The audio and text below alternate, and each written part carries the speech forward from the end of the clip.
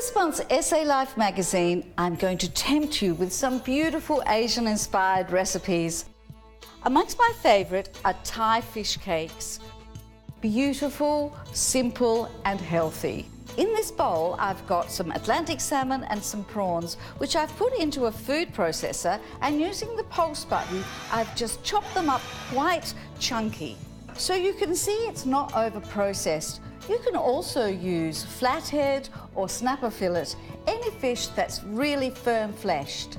Now to this we add some fish sauce. I've put in a tablespoon an egg, a teaspoon of white sugar, a tablespoon or more of red curry paste, and some herbs. I'm using basil and coriander. You also need to shred up very, very finely some kaffir lime leaves and pop those in, and a handful of very finely sliced green beans. Now it's really so much easier to put on a pair of gloves and mix this really, really thoroughly with your hands so that the red curry paste is evenly distributed right through the fish. A good tip when you're making these is to fry a little bit of the mixture and then taste it and adjust it for flavourings. You might want a little bit of extra curry paste or some more fish sauce. And when you're happy with the flavour, you can start frying them all up in batches of about 4 or 5 until they're golden on both sides and cooked right through.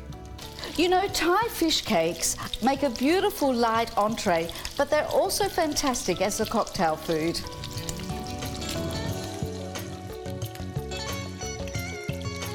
This recipe makes 12, but you can easily double it if you need more. I'll also include a recipe for a relish which complements these fish cakes beautifully. I like to serve these with some cucumber, some shredded carrot and maybe some extra sweet chilli sauce. So if you'd like to try this recipe, download it from our website. I'm sure you'll love it.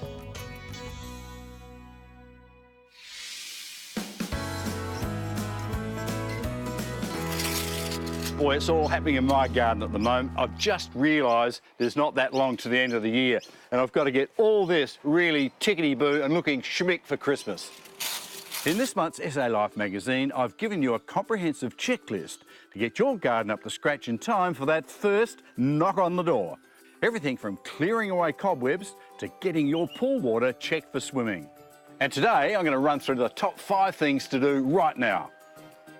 Fertilising is top of the list. Any plant that has flowered or about to flower needs a bit of a boost, so make sure though you water it in well. Next, prune and trim. Get stuck into azaleas, camellias, gardenias and even hibiscus. Wisteria after they've flowered, and what about those hedges? Trim them as well. Next, mulch. Now, if you've got your own compost, get that on the garden. But if not, go to your local garden centre and they've got a terrific selection of great mulch materials. Don't forget, by mulching, you keep moisture in the ground and you suppress those weeds. Ah, roses. We are so lucky here in South Australia. We love our roses to death and they really do perform well at this very moment.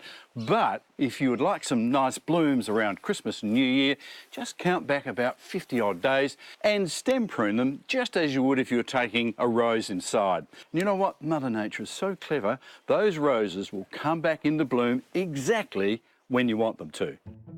And planting. This is the perfect time of the year.